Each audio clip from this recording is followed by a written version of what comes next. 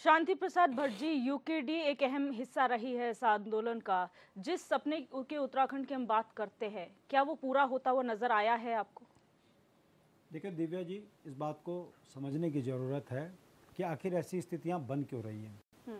2 अक्टूबर गांधी जयंती, लाल बहादुर शास्त्री को याद किया जाता है और गांधीवादी सोच की राज्य उत्तराखंड और आंदोलनकारी भी गांधीवादी विचारधारा के तहत आंदोलन करने वाले लोग थे। हम दिल्ली की सल्तनत से उत्तराखंड के मसलों पर बात करने जा रहे थे। दिव्या, इस बात को समझने की ज़रूरत है, लोकतंत्र में ये पहला उदाहरण है कि दिल्ली की सरकार से हम राज्य की बात करने जा रहे थे और उत्तर प्रदेश की सरकार ने हमें गोलियां से भून दिया, वो भी गांधी जयंती के दिन। ये बात मैं आपको इसलिए कह रहा हूँ, जब तक सत्य नहीं समझ में आएगा तब तक डिबेट की सार्थकता का महत्व नहीं निकल कर आएगा। ये मैं इसलिए कह रहा हूँ कि अभी कांग्रेस के प्रदेश अध्यक्ष ने कहा 2.5 कोस भी सपनों के उत्तराखंड को बने हुए नहीं हुए। 10 साल कांग्रेस की गवर्नमेंट भी रही। सोचिए कि दिल्ली की सरकार नहीं चाहती थी। दिल्ली में कौन था? मोनी बाबा के उस टाइम पर नारे लगते थे। कौन था वो? कांग्रेस की गवर्नमेंट थी और नहीं चाहती थी कि उत्तराखंड के लोग उत्तराखंड की बात करने दिल्ली आए। उनके सहारे से उत्तर प्रदेश की सरकार थी। धमकी मिली कि यदि ये वहाँ पहुँचे तो सरकार गिरा दी जाएगी। फिर क्या हुआ? रामपुर तिराहा हो गया, खटीमा हुआ, मसूरी हुआ, रुड़की हुआ, देहरादून हुआ, कोटद्वार हुआ, पौड़ी हुआ, उत्तरकाशी हुआ। कहाँ ऐसी जगह नहीं है जहाँ उत्तराखंडियत को का कत्लेआम ना किया हो इन सत्ताओं ने। ये बात मैं इसलिए कह रहा हूँ कि 29 वर्ष हो चुके हैं, राज्य को बने 23 साल हो गए। मैं पूछना चाहता हूँ, शहीद स्थल पर हर सरकार का नुमाइंदा आकर कहता है कि शहीदों के सपनों का उत्तराखंड अभी बनाना बाकी है। जो शहीद हुए हैं उनके हत्यारों को सजा दिलाना बाकी है। कौन दिलाएगा? ये जो यक्ष प्रश्न है, इसको समझने की जरूरत है कि कितने बड़े धोखेबाज ये सत्ता में बैठे सत्ताधीश हैं और ये ऐसा कर क्यों रहे हैं। मैं आपको थोड़ा सा पीछे की पृष्ठभूमि में लेके जाऊं दिव्या।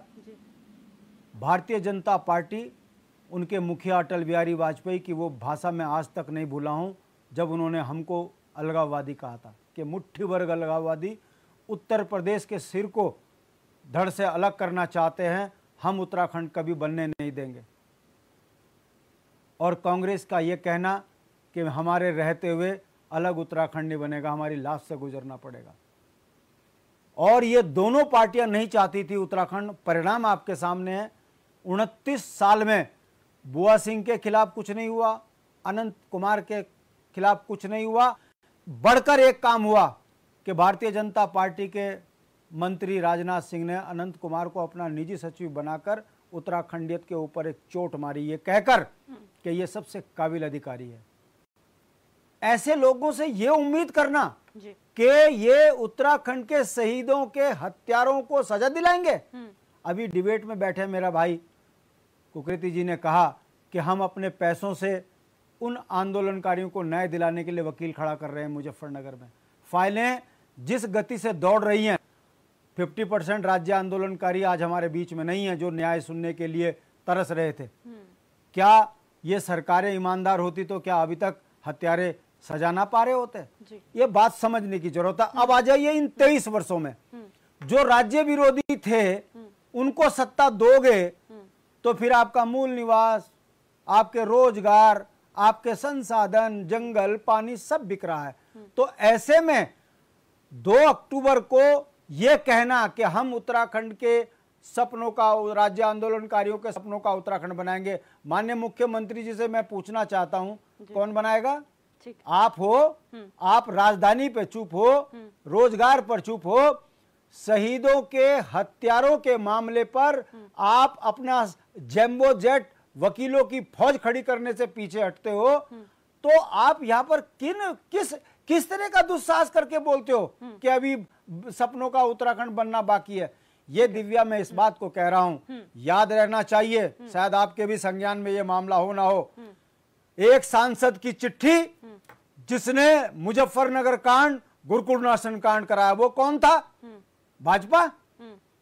और अगर कांग्रेस अपने शासनकाल में राज्य आंदोलनकारियों को न्याय नहीं दिला पाई, 23 सालों में 10 वर्ष शासन करने के बाद उत्तराखंड की उत्तराखंडियत को नहीं बचा पाई, तो दोषी कौन है? ये वो यक्ष पर्सन है कि राज्य आंदोलन को कुचलने वाले ये दोनों राष्ट्रीय पार्टियां थी। अब सवाल खड़ा होता है सबसे बड़ा महत्वपूर्ण, अगर ये विरोधी थे तो ये बात जनता क्यों नहीं समझ रही है? दिव्या, बात खत्म कर रहा हूं। 80 के दशक में उत्तराखंड क्रांति दल के जब 2 विधायक जीत के आए तो इन दोनों राष्ट्रीय पार्टियों के कान खड़े हुए कि जिनको हम विरोध कर रहे हैं, जिनको हम अलगाववादी कह रहे हैं, ये तो सत्ता के नजदीक पहुंच जाएंगे।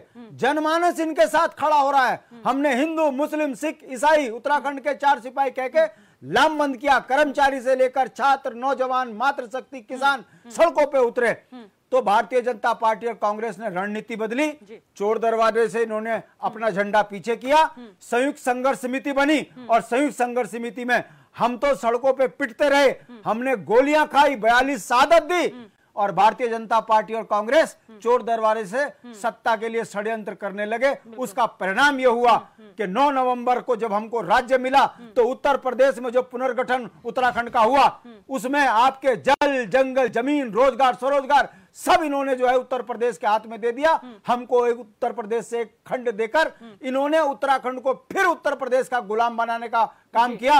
और ये बात मैं आपके सामने इस डिबेट में इसलिए कह रहा हूं कि 29 वर्ष के बाद भी यदि शहीदों के सपनों का उत्तराखंड नहीं बना तो दोषी दोनों राष्ट्रीय पार्टियां हैं। अगर शहीदों के हत्यारों को सजा नहीं मिली तो दोनों राष्ट्रीय पार्टियां इसके लिए दोषी है। और जनता को भी यह समझना चाहिए कि इन राज्य विरोधी पार्टियों को पोषित करने वाली जनता ये भी समझे कि आपके बच्चों का जीवन भी बर्बाद इन्होंने किया, आपके राज्य को कर्ज में इन्होंने डुबाया, आपके बच्चों के रोजगार को छीनने के साथ साथ उत्तराखंड में जनसंख्या विस्फोट कर कर उत्तराखंडियत को खत्म इन्होंने किया। ये किस मुंह से उत्तराखंड में ये कहते हैं कि हम उत्तराखंड के सपनों का उत्तराखंड बनना भी बाकी है? ये दोनों राष्ट्रीय पार्टियां राजनीतिक नौटंकी कर रही हैं। इन्होंने उत्तराखंड के नौजवानों के साथ धोखा किया है और उत्तराखंड के शहीदों के साथ जो ये धोखा कर रहे हैं, इसके लिए हमारे ये पितृ इनको कभी माफ नहीं करेंगे। ये दोनों राष्ट्रीय पार्टियों को एक दिन इसका जवाब जनता जरूर देगी। बिल्कुल केदार सिंह रावत जी, बहुत पीड़ा होती है ये सुनकर कि आज भी 23 साल के उत्तराखंड